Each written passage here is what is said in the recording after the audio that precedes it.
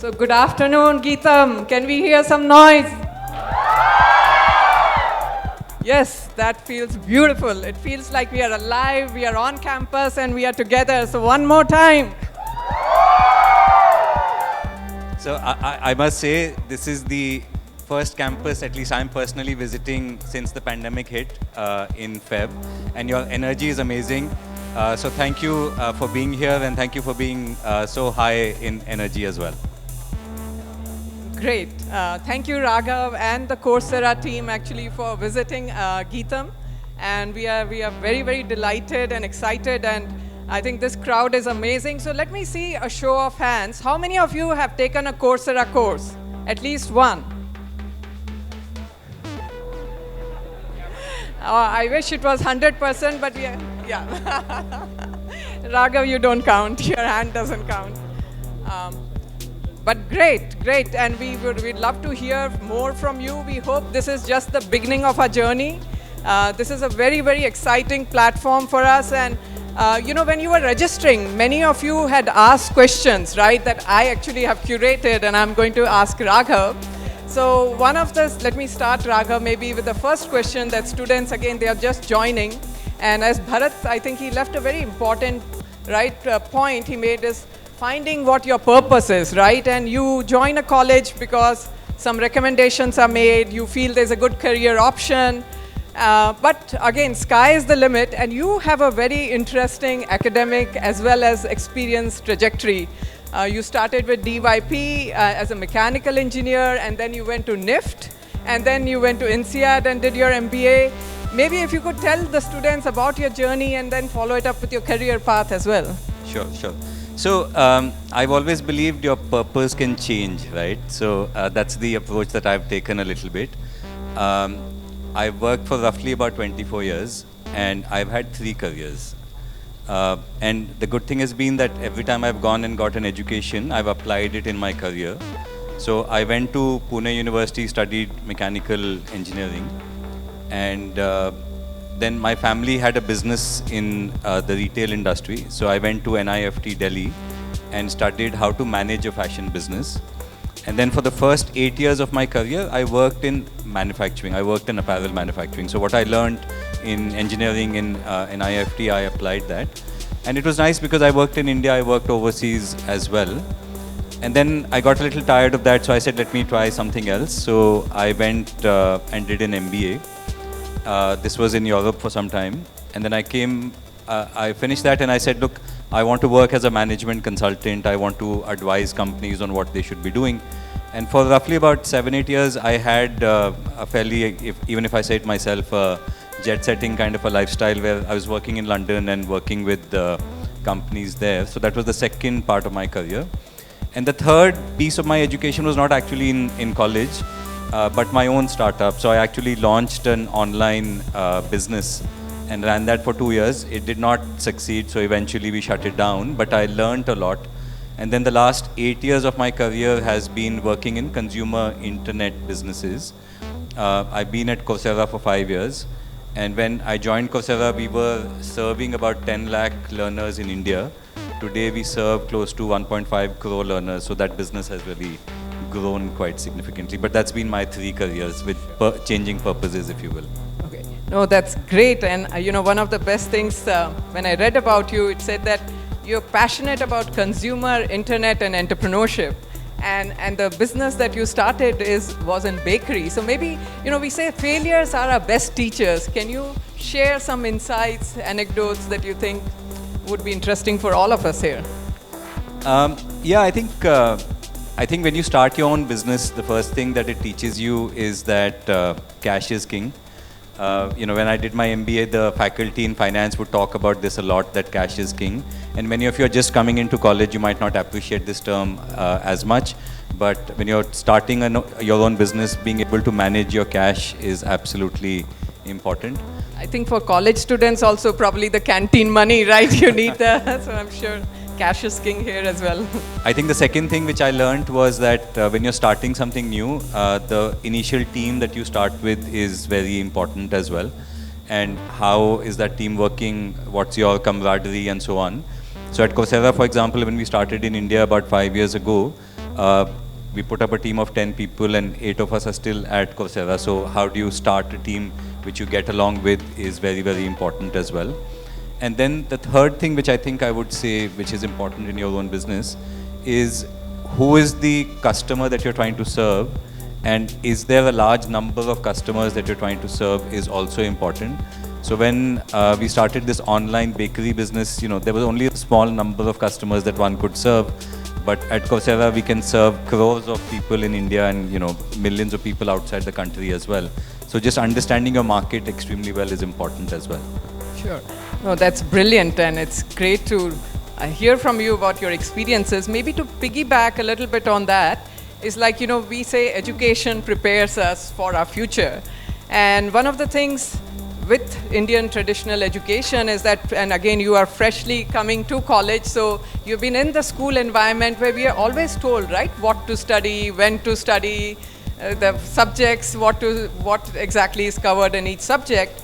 And like Bharat said, right, you are now in a university setting, and there's a world of opportunity, especially at Geetham, that has been open to you with this Geetham Coursera partnership. So can you talk a little bit about this transition that now our students will have to make from knowing exactly what path to do versus this ambiguous cloud? Yeah, so firstly, the simplest thing I would say, right, at least when I went to college, the first thing that I had on my mind was party hard. But I would say work hard and party hard is a better way to think about it as opposed to just saying party hard. So that's one thing to think about. The second thing I would say is that when you're in school, right, your teachers are telling you what to do. When you come to university, the amount of guidance you get is lesser and more is left to you. You are an adult now. And what we will say on Coursera is give you even more freedom, right? So you're somebody who's studying mechanical engineering, we'll say to you, you can also come and study German, the example that Bharat was taking earlier.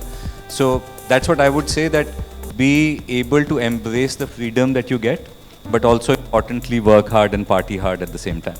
Sure. I think I forgot the party hard in my college days and only remembered afterwards. So sadly, I missed out a lot. But yes, I completely agree. Work hard and party hard, they both need to go together.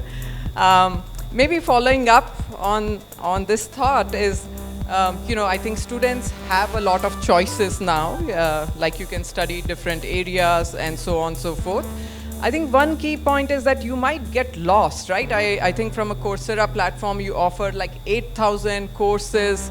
It's like a buffet now spread in front of you, and you have to decide what's healthy for you to eat. Maybe for the new age learners, for the children who are just beginning this journey here at Geetham, what advice would you give them that they should follow in this new digital world? Again, just going from school to college, right? All of us, when we came in from school to college, we were looking for our teachers to learn. But today the world is opening up to saying you don't have to limit yourself to learn from your teachers. That's important. And maybe 60-80% of your learning will come from your teachers and your professors. But today you can also learn from any university in the world and also many companies in the world. So, if you're in management, if you want to go and learn digital marketing, you can learn how to do marketing from Facebook, right? And it doesn't get any more exciting than that. So I think those are some helpful things to keep in mind as well. Sure. And I would just like to add a couple more points to this, is that, in school, we are taught to memorize, right? We memorize a book answer and we regurgitate it in the exam, and that's how you get highest points. I think college education is different. And please remember that cut and paste now is called plagiarism and it's not called memorization. So I would encourage you all that when you're doing these assignments, many of them are online, many of them are not something that, it's not that someone is sitting out there and judging you, right? In the end, it's a platform, it's a technology, it's assisted by AI, but you are your own judge. So you are judging your learning by giving the assessments and not someone else. And would you maybe want to add something more to it? Yeah, the other thing I would add is some of this transition from school to college and also from college to also online education will not happen online. It's a little bit like a muscle, right? You have to go to the gym to build it. And I often tell this to myself. So some years ago, I had a bit of a midlife crisis and I decided that to prove that I'm still useful, I should run long distances. So I started running half marathons. And a half marathon is 21 kilometers. It's not a joke, right? But before I could run the first half marathon, it took me 6 months of practice to first do 5 kilometers and then do 10 and so on and so forth. So as many of you start getting used to what Coursera can bring to you, I think to go at it step by step, to go at it with discipline, to build this muscle of online learning is going to be important. It is very possible to game the system, it is very possible to cheat, but eventually if you want to work hard, party hard like I've been saying, and eventually set yourself up for success for a good career, then you want to be able to maximize this opportunity as well. And I think that's what I would say there. No, and the last question from my side, and actually that represents a lot of questions that came from the students, is of course about right work choices. What kind of job opportunities will I be capable of after I take Coursera certificates? What is the value of it? How does it help me with my career perspective? So maybe if you could shed some light on the future of work and the kind of skills that these students who are just entering college should build in addition to academia. Yeah, that's a very important point. And if people have been following the news, right, many of you might have seen that over the last 1 year, 1.5 years, lots of jobs actually got lost in the country, right? If you were in hospitality, if you were in retail, if you were in food and so on and so forth, lots of jobs got lost, right? And data tells us that millions of jobs got lost in the country. But what not everybody might realize is millions of jobs got created as well. And these millions of jobs are largely in those kind of jobs that can be done in the digital space, irrespective of your career, right? So if you're working in the retail industry, there's e-commerce. If you're working in the banking industry, there's online banking. And so lots of jobs got created. And on the Coursera platform, we have seen that these crores of people who are coming to learn new skills are largely learning 3 types of skills. They're learning digital skills, they're learning data-related skills, and people are learning human skills. Companies like ours are never going to go back to 100% being in offices. Many companies have said that even after COVID ends, we will have a hybrid model of working where some work will happen in office, but a lot of that work will happen offline, online as well. And so building digital skills, building data science skills, building human skills is going to be important. If you're a mechanical engineer, studying mechatronics will be important for you. If you're working towards a management degree, learning fintech, learning cryptocurrencies, if you're looking at current cricket ads, everything is about cryptocurrencies. And some of those companies will survive and grow, some of them will die out. But, learning about fintech, cryptocurrencies, blockchain, all of these are going to be quite important. Sometimes in India, we can sit back and tend to tell ourselves that, the world is changing, but India is not changing. But that's not the case. I think we are seeing massive changes happening in the world outside of us. And as you're in college, whether it's for the next 4 years or if you're in your final year student, I think being aware of some of that is going to be important as well. No, thank you, Raghav, for these insights.